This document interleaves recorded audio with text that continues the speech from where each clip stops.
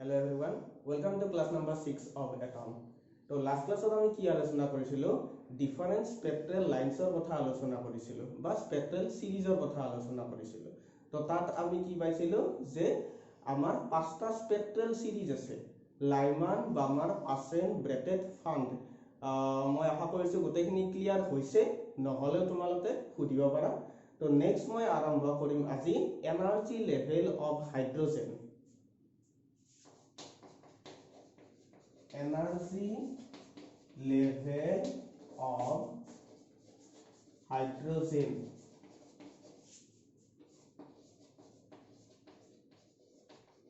hydrogenor শক্তি স্তৰ energy level অসমীয়া তোমাৰ কি বুলি কয় শক্তি স্তৰ বুলি কয় তো energy level of hydrogen মানে এটা কি চাবা আমি লাস্ট ক্লাছত কি উলিয়াইছিলো energy of an electron in any orbit en বুলি আমি এটা এক্সপ্ৰেছন উলিয়াইছিলো তো তাৰ মানে কি বসা en ৰ আমাৰ এটা এক্সপ্ৰেছন আছিল তো এক্সপ্ৰেছনত আমি কি পাইছিলো যে nতম কক্ষপথ nth যেটো অৰবিট আছে অৰবিটত থকা ইলেক্ট্ৰন এটা কিমানখিনি এমাউন্টৰ এনাৰ্জি থাকিব টোটাল এনাৰ্জি সেই এক্সপ্ৰেছনটোত আছিল এতিয়া আমাক যদি এতিয়া প্ৰত্যেকটো কক্ষপথৰ কাৰণে ইন্ডিভিজুয়াল অৰবিটৰ কাৰণে যদি আমাক এনাৰ্জি দৰকাৰ হয় তেনেহলে ডেফিনেটলি আমি কি কৰিম ইয়াতে সো en আছিল আমাক যদি ফাৰ্স্ট অৰবিটৰ এনাৰ্জি লাগে ফাৰ্স্ট অৰবিটৰ থকা ইলেক্ট্ৰনৰ এনাৰ্জি n তো আমি কিহেৰে ৰিপ্লেস কৰিম 1 এৰে ৰিপ্লেস কৰিম ঠিক তেনেকৈ সেকেন্ড অৰবিটৰ যদি লাগে তেনেহলে 2 ৰে ৰিপ্লেস কৰিম থাৰ্ড অৰবিট লাগে দি 3 ৰে তেনেকৈ আমাৰ যিমান লাগে সিমানখিনি আমি উলিয়াব পাৰিম তো এই প্ৰত্যেকটা অৰবিট যেটো আছে প্ৰত্যেকটা অৰবিটৰ কি আছে নিজা নিজা এনাৰ্জি আছে তেৰ প্ৰত্যেকটা কক্ষপথৰ নিজা নিজা শক্তি আছে তেনেহলে এই প্ৰত্যেকটা অৰবিটক আমি কি বুলি ক'ব পাৰো শক্তি স্তৰ বুলি ক'ব পাৰো এনাৰ্জি স্টেট এইটো এটা এনাৰ্জি স্টেট আৰু এটা এনাৰ্জি স্টেট এক নম্বৰ অৰবিট যেটো আছে এই এক নম্বৰ অৰবিটত হেতু আমি কি ক'ব পাৰো এটা এনাৰ্জি স্টেট শক্তি স্তৰ দুই নম্বৰ অৰবিট যেটো আছে হেতু এটা এনাৰ্জি স্টেট সো তেনেকৈ আমি হাইড্ৰোজেনৰ ক্ষেত্ৰত আজি কি চাম এনাৰ্জি স্টেট কিছুমান চাম অৰ্থাৎ অৰবিট খিনিৰ কথাই কৈছো আৰু প্ৰত্যেকটো স্টেটত কিমানখিনি এমাউন্টৰ এনাৰ্জি হ'ব সেইখিনি আমি আজি কি কৰিম ক্যালকুলেশন কৰিম ঠিক আছে প্ৰথম আমি তেনেহলে en ৰ এক্সপ্ৰেছনটো চাও সো সিদিনা আমি en ৰ এক্সপ্ৰেছনটো কি পাইছিলো সোৱা en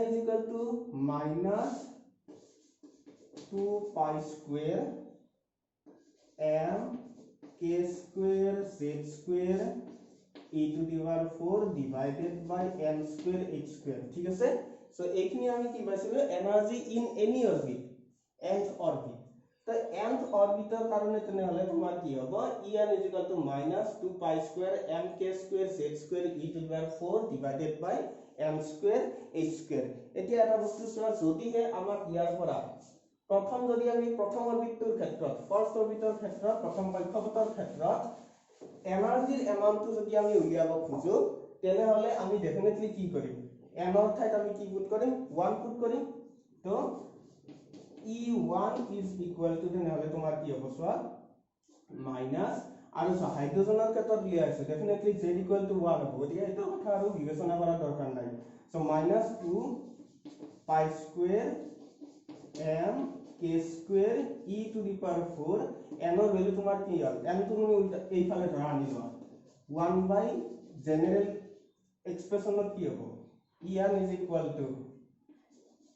এনেকুৱা হ'ব ঠিক আছে n স্কয়াৰ টো মই এক্সট্ৰাকে উলিয়াই লৈ দিছো তো যদি মোক এক নম্বৰ অৰবিট লাগে প্ৰথম অৰবিটৰ এনাৰ্জি কিমান আছে কিমানখিনি সেইখিনি যদি লাগে তেনেহলে আমি কি কৰিম e1 এতিয়া তেনেহলে তোমাৰ কি হ'ব এটো 1 স্কয়াৰ তো 1 স্কয়াৰ হলে এটা বস্তু চোৱা তেনেহলে এই এক্সপ্ৰেছনটোৰ এইখিনি বস্তু কনসিডাৰ কৰাচোন এইখিনি বস্তু তেনেহলে কাৰ সমান আছে e1 ৰ সমান আছে অৰ্থাৎ en ৰ এক্সপ্ৰেছনটো আমি কেনেকৈ লিখিব পাৰো en is equal to আমি এনেকৈ লিখিব পাৰো e1 divided by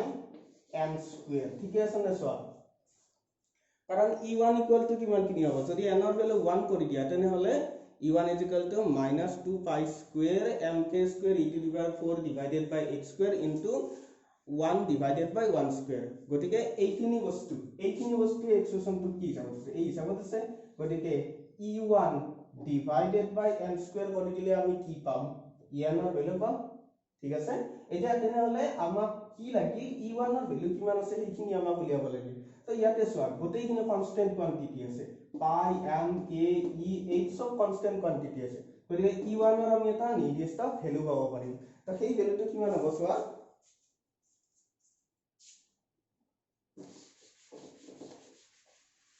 তো আমি যদি ইয়াতে সব গটেইখিনি মই কৰি নিদিও আৰু মোক কি লাগে e1 লাগে তো e1 যদি লাগে তেনে হলে এই e1 ত আমি কি কৰিব পাৰো গটেইখিনি ভ্যালু পুট কৰিব পাৰো যে -2 পাই ভ্যালু পুট কৰা m into -31 k আছে 9 into 10 to the power 9 whole square আৰু লগতে তোমাৰ কি আছে e to the power 4 তো ৰেশিওৰ ওপৰত e to the power 4 so into e to the power 1.6 into 10 to the power -19 to the power 4 তো ৰেশিওৰ ওপৰত এইখিনি হল তলত কি আছে h আছে h ৰ ভ্যালু আমাৰ কি আছে 6.63 into 10 to the power -34 square হৈ গল এটো কি হৰ ভ্যালু e1 ৰ ভ্যালু এটা গটে ক্যালকুলেশন তুমি কৰি আঠু আৰু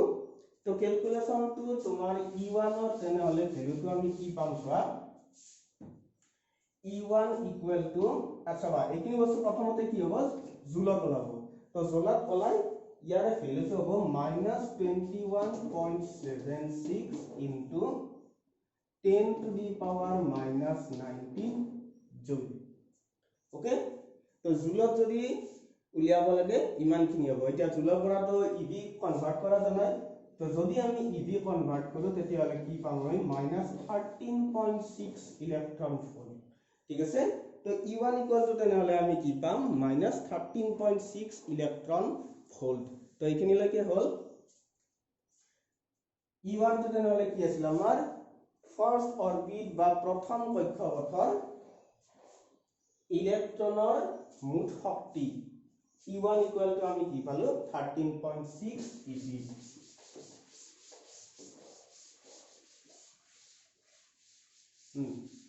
তো e1 equal to -13.6 eV minus হ'ব তো e1 equal to আমি কি পালো -13.6 ইলেক্ট্ৰন ভোল্ট এতিয়া মই অলপ আগতে এটা কি এক্সপ্ৰেছন দিলো যে en is equal to তেনে হলে কি হয় e1 divided by n square এনেকুৱা আছিল ঠিক আছে e1 divided by n square আছিল তো e1 divided by যদি n square হয় তেনে হলে e1 ৰ ভ্যালু আমি কি পালো -13.6 divided by n square electron volt তো এইটো এক্সপ্ৰেছনেৰে en is equal to -13.6 divided by n square electron volt এইটো এক্সপ্ৰেছনেৰে আমি কি কৰিব পাৰো যিকোনো অৰবিটৰ ক্ষেত্ৰত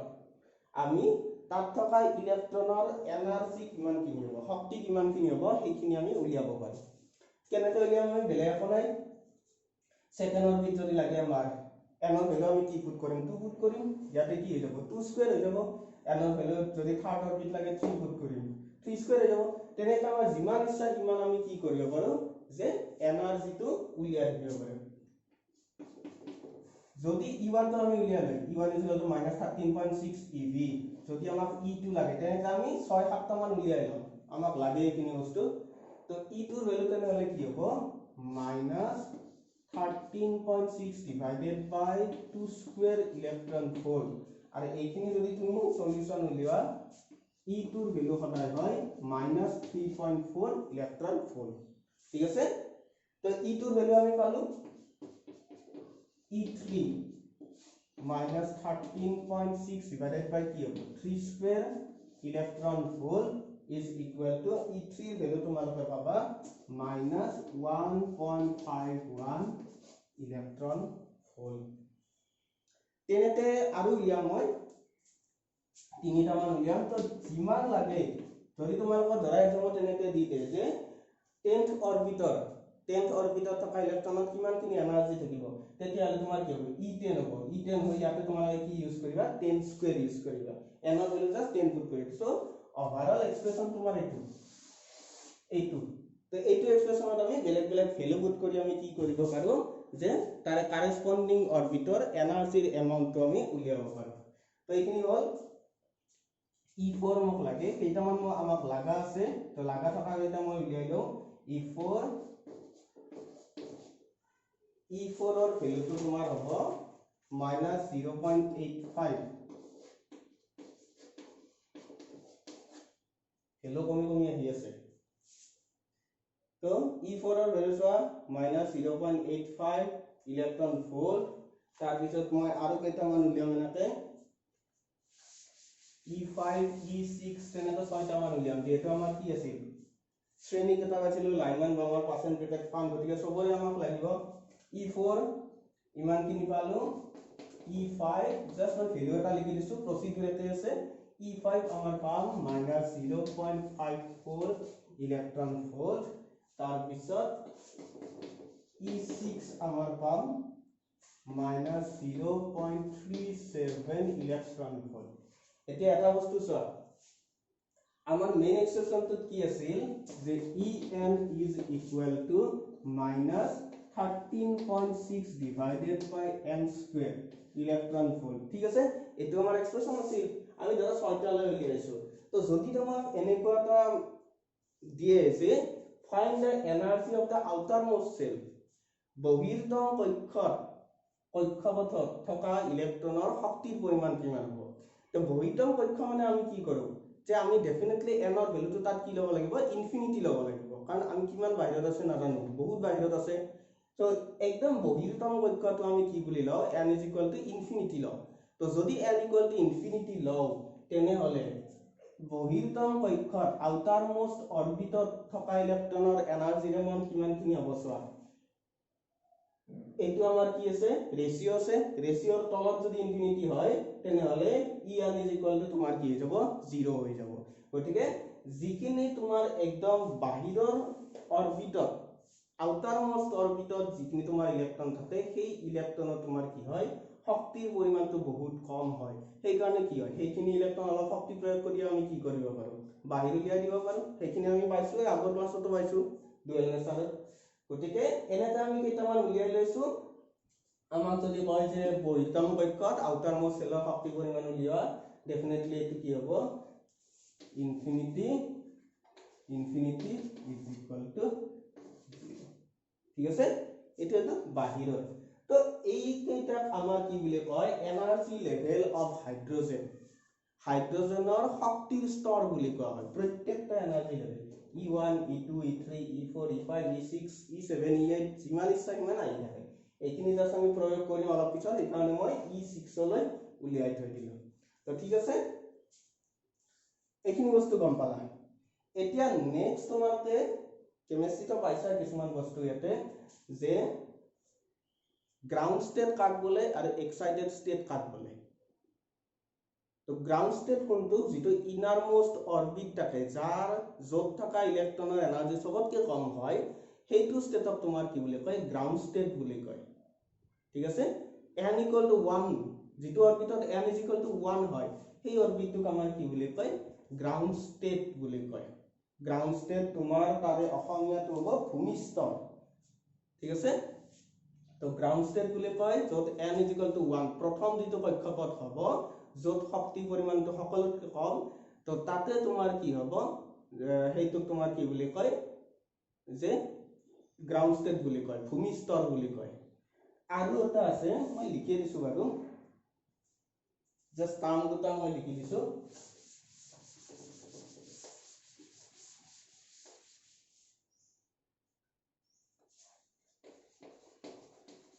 ground state and excited state দুটা state আছে state মানে কি হয় state এটো এনার্জি state তো ground state মই কি কৈছিলো ground state ভূমিস্তৰ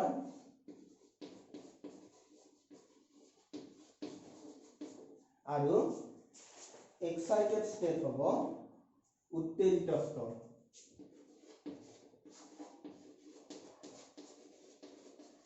উত্তেজিত স্তৰ তো তেনেহলে গ্ৰাউণ্ড ষ্টেট কি কলো মই লগতে গ্ৰাউণ্ড ষ্টেট বা ভূমি স্তৰ যেটো প্ৰথম অৰবিট থাকে first orbit n = 1 or 2 orbit থাকে যত এনাৰ্জি পৰিমাণটো অপৰতকৈ কম হয় এইটো তোমাৰ কি বুলি কয় গ্ৰাউণ্ড ষ্টেট বুলি কয় আৰু তেনেহলে এক্সাইটেড ষ্টেট বা উত্তেজিত স্তৰ বুলি কোনকেইটা কয় n = 1 ৰ বাহিৰে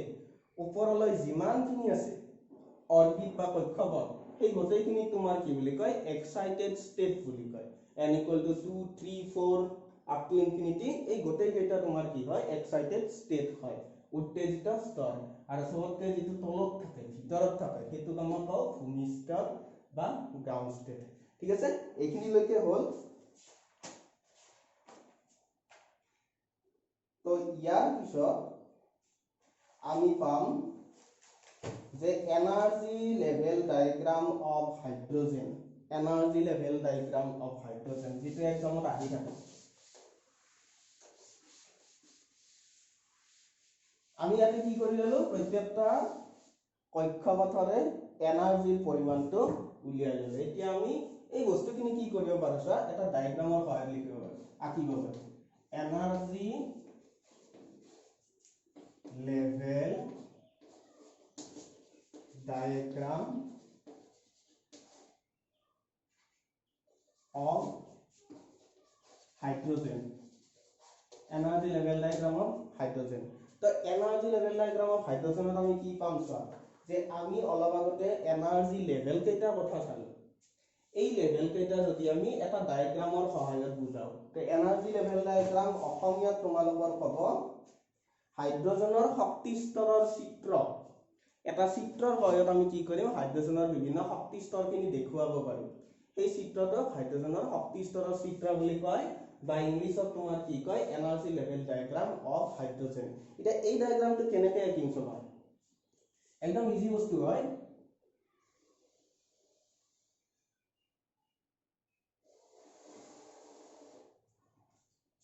ফাৰ্স্ট মই কি কৰিম চাবা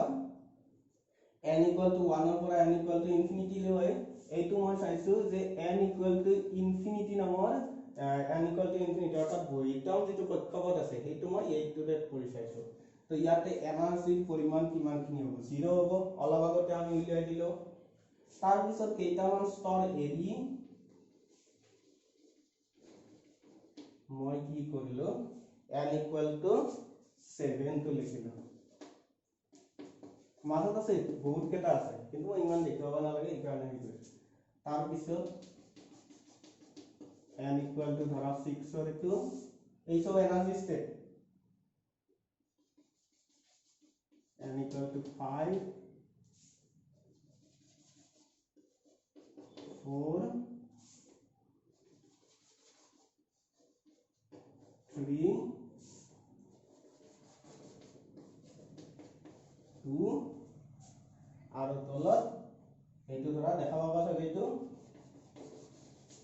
এইটো মই n = 1 লিখিছো চাও গোটেইখিনি আহিছে নে ঠিক আছে তো ইয়াতে মই কি কৰিছো চোৱা এইফালে মই এনাৰ্জিখিনি লিখিম আৰু এইখিনি মই এনাৰ্জি লেভেল কেটা দি দিছো n = infinity লেভেল মাজত বহুত কেটা আছে ধৰা তাৰ পিছত মই কি কৰিছো 1 2 3 4 5 6 7 এই কেটা আঁকিছো এতিয়া এই n = 1 আছে n = 1 ৰ কৰেসপন্ডিং আমাৰ এনাৰ্জি কিমানখিনি আছে 13.6 ইলেক্ট্ৰন ভোল্ট ঠিক আছে n = 2 ৰ কৰেসপন্ডিং তোমাৰ কি আছিল 3.4 ইলেক্ট্ৰন ভোল্ট n = 3 1.51 n = 4 0.85 0.54 0.37 0.28 ঠিক আছে গোটেইটা মাইনাসত আছে সো মই কি কৰিলো সো আইখিনি লৈকে যে প্ৰত্যেকটা শক্তি স্তৰ মই আঁকি লৈছো লগতে কৰেসপন্ডিং যেটো তোমাৰ শক্তি পাম সেইখিনি মই আঁকি ললো ইয়াতে তো ইয়াতে নেক্সট আমি কি চাম সোৱা আমি ইয়াতে কি কৈছিলো যে এটা শক্তি স্তৰৰ পৰা আন এটা শক্তি স্তৰলৈ ইলেক্ট্ৰন এটা শক্তি স্তৰৰ পৰা আন এটা শক্তি স্তৰলৈ ইলেক্ট্ৰন এটা যদি জাম্প কৰে জঁপিয়াই তেনেহলে আমি কি পাওঁ কিছুমান স্পেক্ট্ৰেল সিৰিজ পাওঁ বৰ্ণালী শ্ৰেণী কিছুমান পাওঁ সো সেইখিনি বস্তু আমি ইয়াতে কেনেকৈ আঁকিম চোৱা তো কেনেকৈ আঁকিম এটা বস্তু চোৱা যেটো লাইমান সিৰিজ আছে লাইমান সিৰিজত তোমাৰ কি আছিল বহিৰ্তম কক্ষপথৰ পৰা n = 1 লৈ আহিছে তো লাইমান সিৰিজটো আমি কেনেকৈ আঁকিব পাৰো তেনেহলে চোৱা 7 ৰ পৰা মই 1 লৈ আনা দেখিলো 6 ৰ পৰা 5 ৰ পৰা 4 ৰ পৰা 3 ৰ পৰা 2 ৰ পৰা ঠিক আছে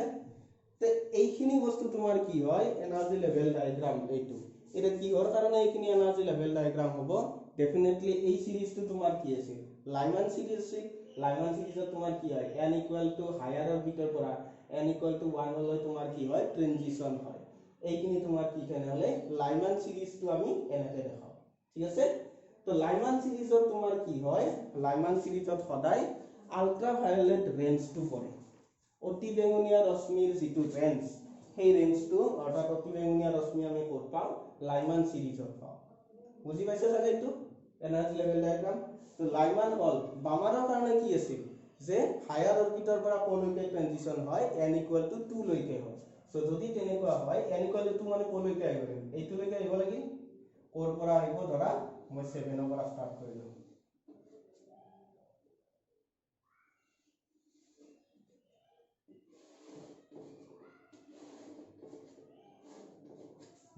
তে এইটো তেনেহলে আমি কি পালো লাইমান হল বামাৰ হল n = 2 লৈ আহিছে লাইমান বামাৰ পাছনত কি আহে n = 3 লৈ আহে এইখিনি লৈ আহে তো ডেফিনেটলি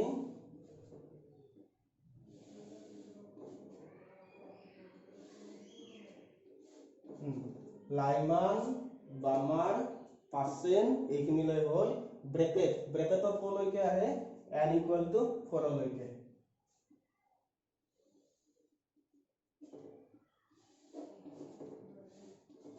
চাইলো n = 4 লৈকে হল কোৰ পৰা আছে 7 ৰ পৰা হৈছে 6 ৰ পৰা হৈছে 5 ৰ পৰা হৈছে তো লাইমান বামাৰ পাছেন ব্ৰেকেট এইকেইটা পালো ফানটো তোমাৰ কি আছিল n = 5 লৈকে হৈছিল হায়াৰৰ পৰা ঠিক আছে এই গোটেইখিনি তোমাৰ কি বুলি কয় যে energy level diagram of hydrogen নতু ধুনিয়াকৈ পাই লবা এইখিনি দিছো মই তো ইয়াৰে যিখিনি লাইমান সিৰিজ আছে লাইমান সিৰিজ কিনি কোড পৰে আল্ট্ৰাভায়োলেট ৰেঞ্জত পৰে আল্ট্ৰাভায়োলেট অতি বেঙুনীয়া তাৰপিছত বামাৰ সিৰিজটো কোড পৰে ভিজিবল ৰেঞ্জ যেটো অসমীয়াত কয় দৃশ্যমান যেটো পোহৰ আমি দেখা পাওঁ ভিজিবল ৰেঞ্জ এটো আৰু এই তিনিওটা তোমাৰ কি পাবে পাছেন ব্ৰেকেট আৰু ফান ইনফ্ৰাৰেড পাইছা এই বস্তুটো ইনফ্ৰাৰেড ৰিজন সো ইনফ্ৰাৰেড ৰিজনত তোমাৰ কি কৰে এই তিনিটা অসমীয়াত ইনফ্ৰাৰেডটো কি বুলি কয় অবলোহিত ঠিক আছে তেনেহলে আৰু এবাৰ কৈ দিছো মই এই ডায়াগ্ৰামটোত আমি কি দেখাও ট্ৰানজিশন খিনি দেখাও লাইমান বামাৰ পাছেন ব্ৰেকেট ফান সবৰে আমি কি দেখাও ট্ৰানজিশন দেখাও আৰু ট্ৰানজিশন আমি কিহেৰে দেখাইছো সিধা কিছুমান লাইনেৰে দেখাইছো ঠিক আছে এটা আনটো লাইনৰ পৰস্পৰ কি হৈছে সমান্তৰাল হৈছে তো তাতে ট্ৰানজিশন লাইমান সিৰিজৰ ট্ৰানজিশন এইটো হ'ব ৰেঞ্জটো তোমাৰ কি হয় আল্ট্ৰাভায়োলেট ৰেঞ্জ হয় অতি বেঙুনীয়া ৰশ্মিৰ তাৰ পিছত বামাৰ সিৰিজ আছে বামাৰ সিৰিজ ভিজিবল ৰেঞ্জ হয় যেটো তোমাৰ দৃশ্যমান বুলি কয় তাৰ পিছত পাছেন ব্ৰেকেট ফান এইকেইটা তোমাৰ কিহত পৰে ইনফ্ৰাৰেড ৰিজনত পৰে অবলোহিত ঠিক আছে চাই লোৱা এবাৰ গোটেইখিনি বস্তু এইটো তোমাৰ কি বুলি কয় energy level diagram of hydrogen clear হৈছে জাস্ট তুমি ইয়াতে ট্ৰানজিশন খিনি কিছুমান ৰশ্মিৰে দেখাইছো যিবোৰ পৰস্পৰ সমান্তৰাল ৰেখাৰে আমি দেখাইছো যে হাইড্ৰোজেনৰ ক্ষেত্ৰত শক্তি স্তৰসমূহ কেনেকুৱা হ'ব তো ঠিক আছে ইয়াৰ পিছত আমি নেক্সট টপিকলৈ আগবাঢ়ো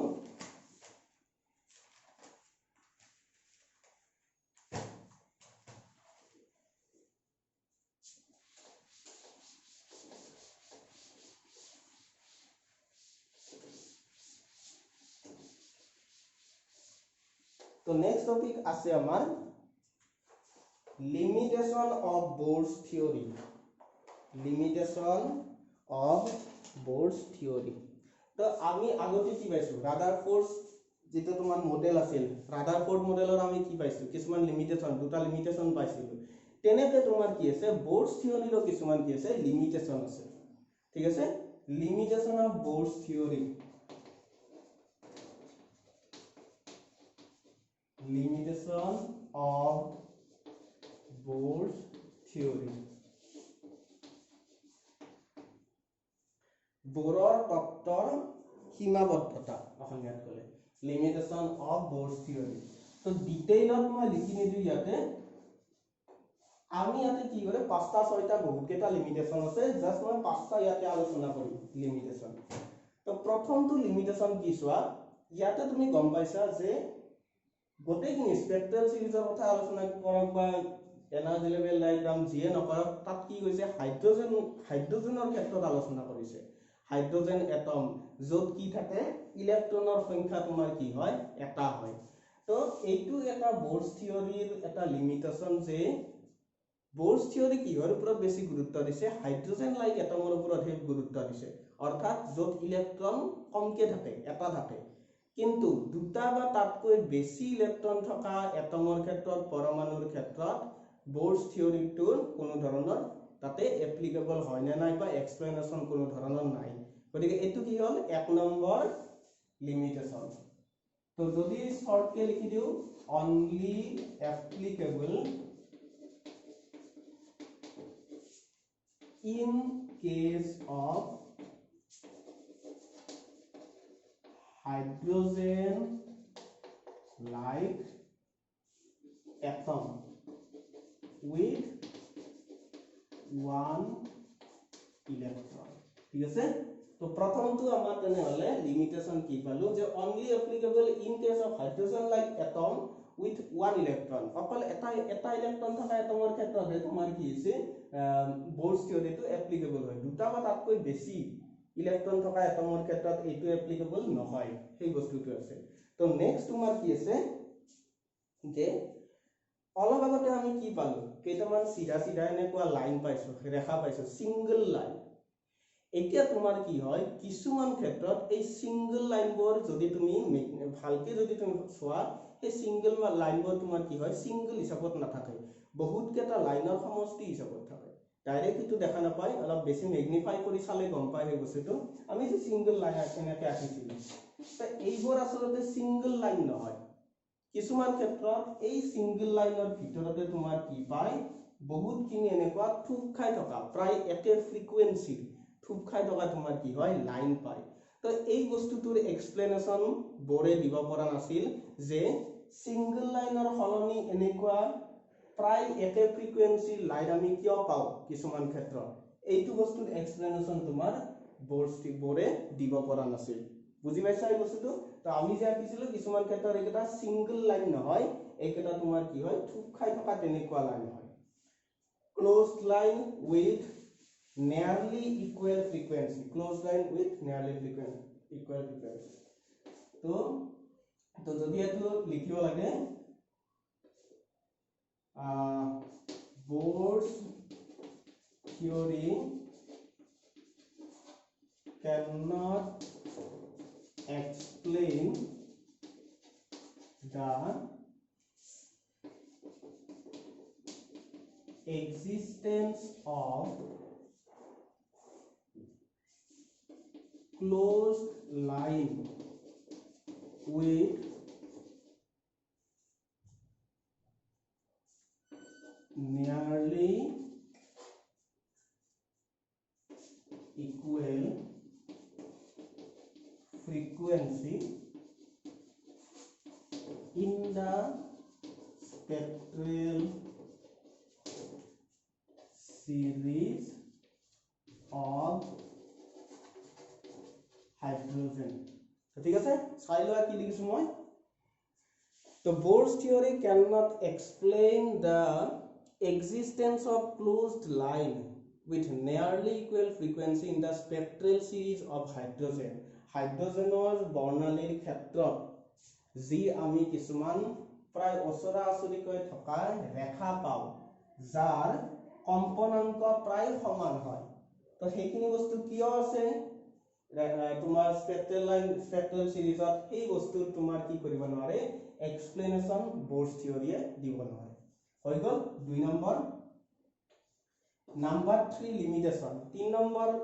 সীমাবদ্ধতাটো তোমাৰ কি চাবা আমাৰ ইয়াতে এটা কথা আলোচনা কৰা হৈছে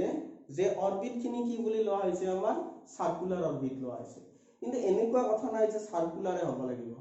অৰবিট তোমাৰ কি হ'ব পাৰে ইলিপ্টিকেল হ'ব পাৰে তো কি কাৰণত ইলিপ্টিকেল অৰবিটৰ কথা বিবেচনা নকৰি অনলি তোমাৰ সাৰ্কুলাৰ অৰবিটৰ কথা ইয়াত লোৱা হৈছে ব'ৰ্ছ থিওৰিত সেই কথাটো তোমাৰ কি হে বৰে एक्सप्लेन কৰিব নোৱাৰে তো আমি 3 নম্বৰটো এনেকৈ লিখিব পাৰো যে it cannot explain why only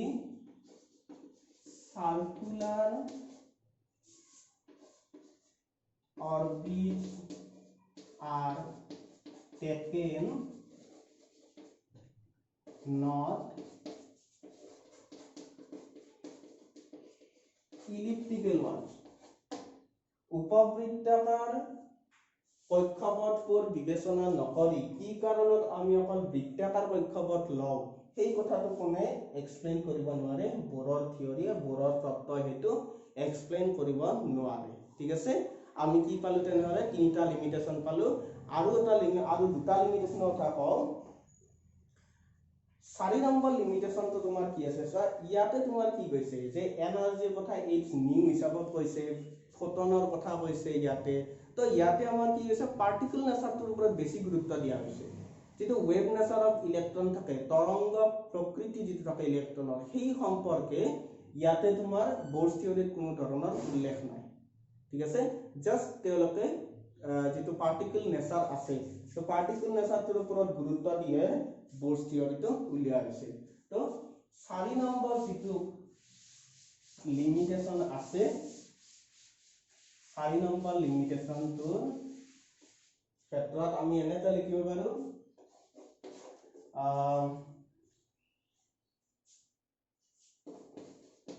Bohr's theory doesn't conclude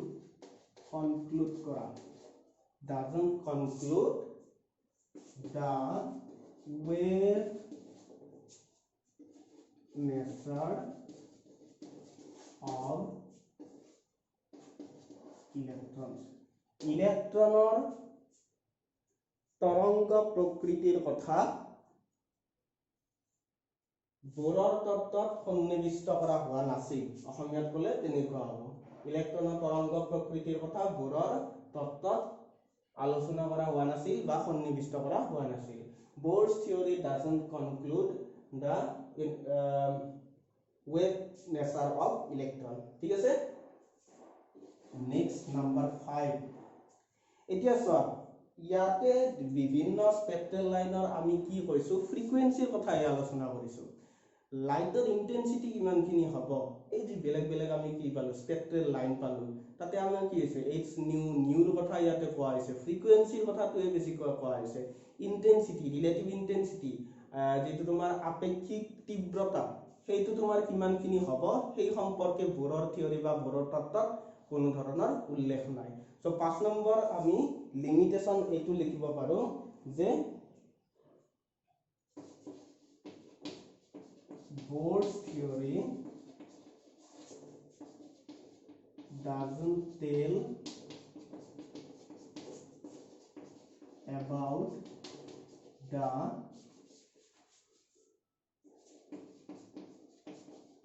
relative ইন্টেন্সিটিৰ কথা কোনো ধৰণৰ উল্লেখ নাই অকল কিহৰ উল্লেখ আছে ফ্ৰিকুৱেন্সিৰ কথাহে উল্লেখ আছে relative intensity of various spectral lines ঠিক আছে তো এই পাঁচটা আমি লিমিটেশন পালো 5 নম্বৰটো কি হলো Bohr's theory doesn't tell about the relative intensity of various spectral lines বিভিন্ন বৰ্ণালীৰ শ্ৰেণীৰ বা ৰেখা বৰ্ণালীৰ যেটো তোমাৰ কি থাকে আপেক্ষিক তীব্ৰতা থাকে সেই সম্পৰ্কে বৰৰ থিয়ৰিত কোনো ধৰণৰ উল্লেখ নাই তো এই পাঁচটা আমি কি পালো লিমিটেশন আৰু আছে এটা লিমিটেশন সেইটো অৱশ্যে তোমাৰ এতিয়াতে বুজি নাপাবা স্টাৰ্ক ইফেক্ট আৰু জিমান ইফেক্টৰ এটা কথা আছে তাৰ মানে তোমাৰ কি হয় এইটো 6 নম্বৰ মই লিখি নিদিয়াটো হ'ব ইমানখিনি নাহেও এক্সামত তো স্টাৰ্ক ইফেক্ট আৰু জিমান ইফেক্ট বুলি এটা হায়াৰ লেভেলত দুটা ইফেক্টৰ কথা পাবা কেনেকুৱা ইফেক্ট এই দুটা যদিহে স্পেক্ট্ৰেল লাইনখিনি ইলেক্ট্ৰিক ফিল্ড বা ম্যাগনেটিক ফিল্ডৰ মাজেৰে যাব দিয়া হয় ঠিক আছে তেতিয়া হলে এই স্পেক্ট্ৰেল লাইনখিনি সিধা হৈ নাথাকি তোমাৰ কি হয় স্প্লিট হৈ যায় বাহিৰ ওলাই যায় একা বেকা হৈ যায় এই দুটা ইফেক্টক তোমাৰ কি বুলি কয় স্টাৰ্ক ইফেক্ট আৰু জিমান ইফেক্ট বুলি কয় ঠিক আছে পিছত হায়াৰ লেভেলত পাবা তো স্টাৰ্ক ইফেক্ট জিমান ইফেক্টৰ কথা তো এই দুটা ইফেক্ট কিহৰ কাৰণে হয় ম্যাগনেটিক ফিল্ড আৰু ইলেক্ট্ৰিক ফিল্ডত এই সম্পৰ্কে Bohr's থিওৰিত কোনো ধৰণৰ উল্লেখ নাই বা Bohr's থিওৰিয়ে ইয়াৰ কোনো ধৰণৰ এক্সপ্লেনেশন দিব নোৱাৰে তে এইবোৰ কি পালা তোমালোকে জাস্ট লিমিটেশন কিছুমান পালা ঠিক আছে তে আজিৰ ক্লাছত আমি কি আলোচনা কৰিলো এনাৰ্জি লেভেল অফ হাইড্ৰোজেন খিনি চালো এনাৰ্জি লেভেল ডায়াগ্ৰামটোৰ কথা চালো তাতে বিভিন্ন তোমাৰ ট্ৰানজিশনৰ কথা সিধা সিধা লাইন কিছুমানে আমি বুজাই দিছো তাৰ পিছত কোনটো সিৰিজ তোমাৰ কি ভাগত পৰে কি ৰিজনত পৰে হেতু কৈ দিছো আৰু লগতে মই লাষ্টত কি কৰি দিলো লিমিটেশন অফ Bohr's থিওৰি ইয়াৰে পাঁচটা লিমিটেশন বা পাঁচটা সীমাবদ্ধতাৰ কথা আমি আলোচনা কৰিলো ঠিক আছে এইখিনি পঢ়িছোৱা কিবা যদি কনফিউজন আছে তেনেহলে মোক কন্টাক্ট কৰিবা ঠিক আছে থ্যাংক ইউ